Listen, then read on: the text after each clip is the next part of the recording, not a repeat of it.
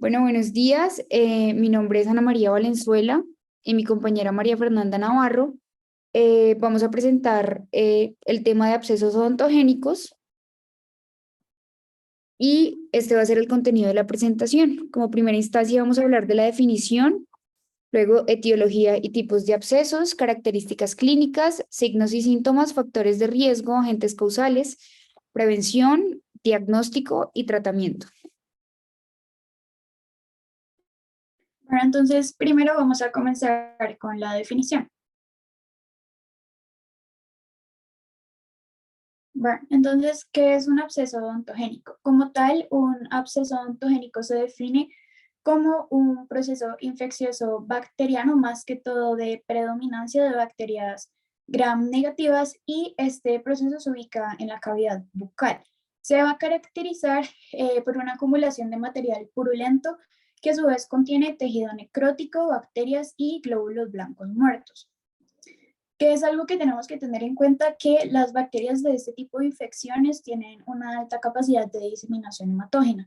Por ende, si un absceso odontogénico no es tratado de forma adecuada, lo que vamos a tener es una evolución y una posterior diseminación a estructuras anatómicas adyacentes, como lo es los ojos, el cerebro y la columna vertebral.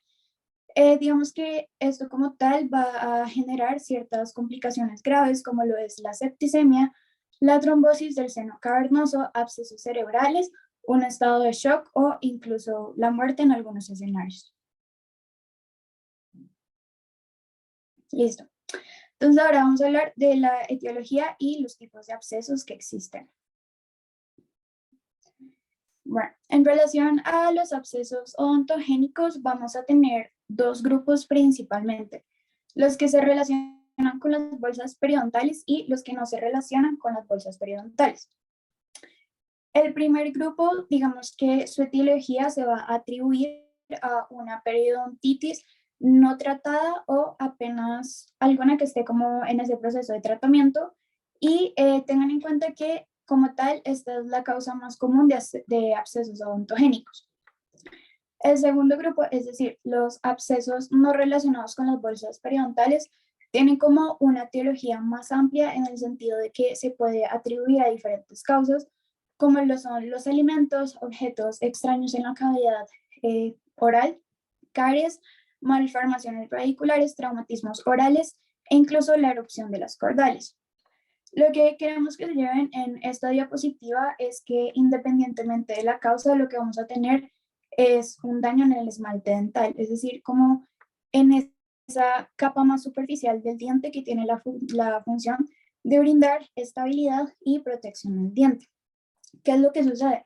Que cuando se daña este esmalte dental, las bacterias orofaringias van a, digamos que, entrar a lo que es la cavidad dental, generando un proceso de infección local. Sin embargo, esto va a terminar evolucionando al punto de generar un absceso odontogénico.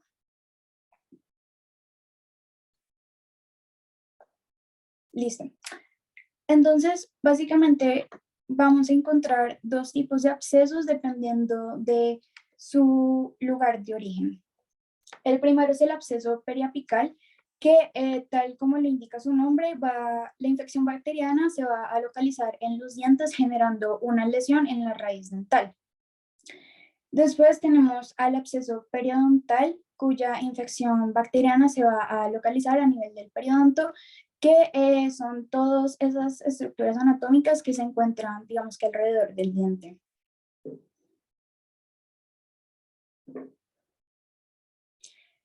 Listo. Entonces, digamos que los abscesos también los podemos categorizar dependiendo de la evolución clínica. Dependiendo de esto, podemos encontrar abscesos agudos o crónicos. Los abscesos agudos son de rápida evolución, se caracterizan por tener una forma ovoide, tienen una coloración rojiza y edematosa, y algo que también los caracteriza es el hecho de que cuando se aplica presión se puede extraer su contenido purulento.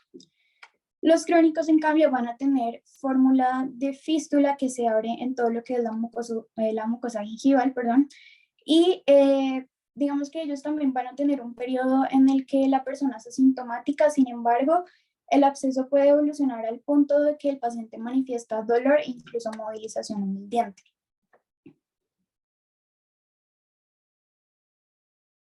Bueno, entonces, ahora las características clínicas de estos abscesos. Digamos que de forma general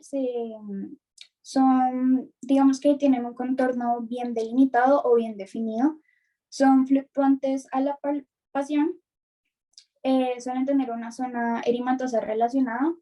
De igual forma, los dientes muestran digamos que dentro de las pruebas de vitalidad salen negativos y también, pues no es en todos los pacientes, pero se pueden evidenciar adenopatías regionales dolorosas. Bueno, entonces ahora vamos a hablar de los signos y síntomas. Listo. Tengan en cuenta que el dolor es ese síntoma más común referido por los pacientes y algo muy importante también es que puede ser un dolor irradiado a lo que es la cabeza y el cuello. El segundo síntoma es la hipersensibilidad dental, más que todo al momento de ingesta de alimentos fríos o calientes. El paciente puede presentar cuadros febriles, halitosis, que es el mal aliento, los flemones o el absceso dental. También podemos encontrar edema, eritema y sangrado de encías. Muy importante, este flemón o absceso se acompaña de pus y en algunos pacientes, no en todos, podemos evidenciar edema en cara, mejillas o cuello, lo que en algunas ocasiones puede también, digamos que, causar disnea o disfagia al paciente. Bueno, factores de riesgo. Los factores de riesgo se asocian más que todo con 4 cosas. Primero, los malos hábitos y cuidados dentales, en el sentido de que, por ejemplo, el paciente no se lave los dientes después de cada comida, no utilice enjuague bucal o hilo dental. También tenemos la alimentación con alto contenido de azúcar de forma frecuente. Esto incluye tanto, digamos que la ingesta de caramelos, dulces y bebidas, digamos, como gaseosas. Se quedan en la boca, esto está más que todo asociado con lo que son edades avanzadas y el uso de ciertos medicamentos. Y por último tenemos el tabaquismo. Bueno, agentes causales. Entonces, ¿qué es lo que tenemos que tener en cuenta en relación a la patogenia de los abscesos dentales? Que su naturaleza es polimicrobiana y va a incluir principalmente 2 tipos de organismos. Los primeros son microorganismos anaerobios estrictos, es decir, que son aquellos organismos que solo se pueden desarrollar o pueden vivir en ambientes que no tienen oxígeno, y los anaerobios facultativos son aquellos que se pueden adaptar tanto en condiciones o ambientes en los que hay oxígeno como en los que no hay oxígeno. Dentro de los microorganismos anaerobios estrictos encontramos 4 géneros principalmente. Estos son los más importantes. Entonces tenemos a las porfiromonas, la Prebotella, Fusobacterium y el Treponema.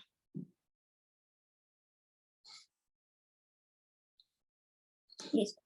Y en cambio con los anaerobios facultativos vamos a encontrar más que todo lo que es el Streptococcus y el Staphylococcus.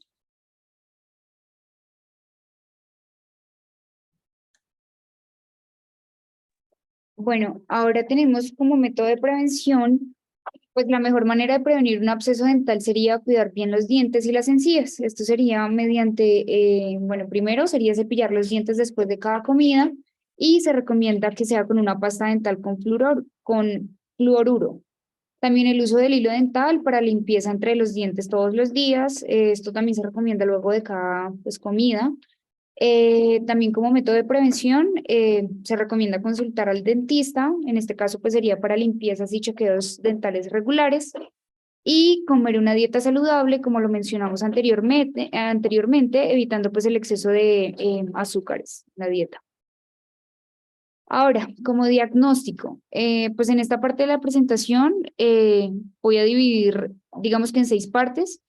Primero vamos a hablar de la identificación de la lesión, luego del desarrollo de la alteración, Luego vamos a hablar de la examinación de la lesión, imágenes diagnósticas, exámenes complementarios y diagnósticos diferenciales. Entonces, como identificación de la lesión es muy importante, creo que ya también se había mencionado anteriormente, primero determinar la deformación del contorno extraoral. Acá, pues, digamos que el paciente va a presentar también en esta misma zona una piel tensa y brillante, puede presentar eritema, aumento de la temperatura local, deshidratación, fiebre, taquicardia, pulso débil e irregular. También el paciente puede presentar un trismus local. Trismus local es básicamente cuando se le pide al paciente que abra su boca hasta cierto punto y cuando el paciente no es capaz, pues se va a identificar un compromiso de los músculos masticatorios. También podemos identificar la limitación en función y esto puede ser por un dolor agudo pulsátil e irradiado que se va a aumentar pues en la palpación y es allí donde nosotros vamos a identificar un foco odontogénico que va a ser muy evidente. También es importante identificar en el paciente, aparte de su lesión, algunas comorbilidades que pues pueden llevar a a que se agrave. En este caso sería la diabetes, enfermedad o insuficiencia renal, inmunodeficiencias, alcoholismo, consumo de sustancias psicoactivas, anticoagulantes, tratamientos con antiagregantes o inmunosupresores, entre otros. Ahora, en el desarrollo de la alteración, es muy importante definir 3 puntos. El primero, pues el tiempo de la evolución. Digamos que todo esto también se hace en el examen físico. Como segunda instancia sería preguntar si el paciente ha tenido algunas otras situaciones odontogénicas previas y qué tratamientos se le han dado a esta misma. Es muy importante saber si, digamos que recientemente inicia un tratamiento con antibióticos. Ahora, en la examinación de la lesión, esto también se da en el examen físico. Básicamente nosotros vamos a registrar los signos vitales del paciente, definir cuál es la extensión de la lesión y también cuáles son los espacios, pues que en este caso el absceso odontogénico los compromete, qué riesgo tiene el paciente de, digamos que de diseminar esta infección. También, pues ya lo habíamos visto anteriormente, cuál es el foco odontogénico y es muy importante evaluar la vía aérea, en este caso, pues la posición de la lengua, el piso de la boca, etc. Ahora, en imágenes diagnósticas tenemos 3 que son bastante importantes. La primera es la radiografía panorámica. Aquí nosotros vamos a poder identificar cuál es la gravedad de la infección. También tenemos la radiografía periapical. Esta digamos que no es tan común y su uso va a ser muy limitado debido al trismus que les mencionaba anteriormente, que es la apertura de la boca. Entonces, pues nada, vamos a poder lograr obtener la imagen de máximo 3 dientes, como vemos acá en esta parte. Y por último, ya tenemos la tomografía contrastada, que nos va a poder determinar algunos posibles focos de infección. En exámenes complementarios, pues como les mencioné anteriormente, es muy importante preguntar al paciente si tiene alguna comorbilidad y estos exámenes pues van a ser también en correlación a esto. Entonces podemos pedir una prueba de glucosa, de hemoglobina glicosilada. También podemos pedir una carga viral en caso tal que el paciente, por ejemplo, presente VIH, entre otros. Esto pues ya depende del tipo de comorbilidad que presente el paciente. Podemos también solicitar un cuadro hemático. Mediante este pues podemos determinar el sistema inmune del paciente y cómo va a avanzar según su infección. Y en diagnósticos diferenciales podemos presentar adenitis, si a la adenitis acuda, edema angioneurótico, trauma facial, parotitis, celulitis en piel. Acá nosotros podemos determinar si son infecciones cutáneas o reacciones a picuderos de insectos que son muy comunes. Estos diagnósticos diferenciales, pues digamos que tienen unos síntomas muy parecidos a un absceso odontogénico. Entonces, pues nada, por eso es tan vital pues lograr diferenciarlos. Ahora tenemos tratamiento, vamos a hablar en 3 partes también, vamos a hablar de manejo clínico, manejo farmacológico y por último educación al paciente. En manejo clínico, nosotros pues tenemos digamos que 3 ámbitos para manejarlo. El primero sería un tratamiento sistémico de soporte, que sería como la primera instancia que se hace con el paciente. Entonces nosotros acá lo que vamos a hacer es manejar el dolor, vamos a controlar la inflamación y pues nada, hidratación. Como segunda instancia, ya vamos a implementar un tratamiento con antibióticos Y por último, un tratamiento etiológico odontológico. Todo esto depende de la gravedad, pues obviamente de la lesión. Acá es donde vamos a hablar ya de actuaciones quirúrgicas. Entonces, el manejo clínico, digamos que también hay un punto muy importante que es la eliminación del foco odontogénico. ¿Cómo se realiza? Se realiza también en 3 pasos. Primero se hace la apertura, acá vamos a hacer la remoción de la pulpa necrótica y vamos a generar un alivio de la oclusión, ya sea pues del absceso que presenta el paciente. Luego vamos a hacer una eliminación del tejido que presente granulación y por último, y si es necesario, hacer una exodoncia. Ahora, en manejo farmacológico tenemos dos, digamos que se divide en 2 partes. La primera sería la terapia antibiótica y tenemos 3 fármacos que se usan, digamos que para este manejo. Como primera lección, vamos a presentar la amoxiciclina en cápsulas de 500 miligramos vía oral cada 8 horas por 7 días. La segunda lección sería la clindamicina, que serían 300 miligramos vía oral cada 6 horas por 7 días. Y como tercera lección de terapia antibiótica, vamos a tener la acitromicina, 500 miligramos vía oral cada 24 horas por 3 días. Ahora en manejo farmacológico tenemos la terapia analgésica. Como primera lección vamos a tener los AINES y como el gold estándar de los AINES sería el ibuprofeno, que se va a presentar en tabletas de 600 miligramos y se van a tomar cada 6 horas por 5 días. Y en segunda lección, si el paciente, digamos que tiene alguna contraindicación con AINES, se podría suministrar acetaminofén en tabletas de 500 miligramos, de 1 a 2 tabletas, pues esto digamos que ya depende del dolor que presente el paciente, cada 6 horas por 5 días. Y bueno, ya por último, en cuanto a la educación al paciente, teniendo en cuenta pues el absceso odontogénico o las lesiones odontogénicas, es muy importante recomendar al paciente pues uno, primero, mantener una higiene oral estricta. Segundo, pues guardar reposo. También se debe implementar una dieta blanda, digamos que mantener constancia del manejo farmacológico, también hacer enjuagues con clorexidina y finalmente, pues nada, si el paciente siente y ve que, digamos que sus síntomas están agravándose, nada, acudir al servicio nuevamente para que se le dé el manejo adecuado. Y bueno, nada, finalmente esta es la referencia de nuestra presentación y ya. Muchísimas gracias.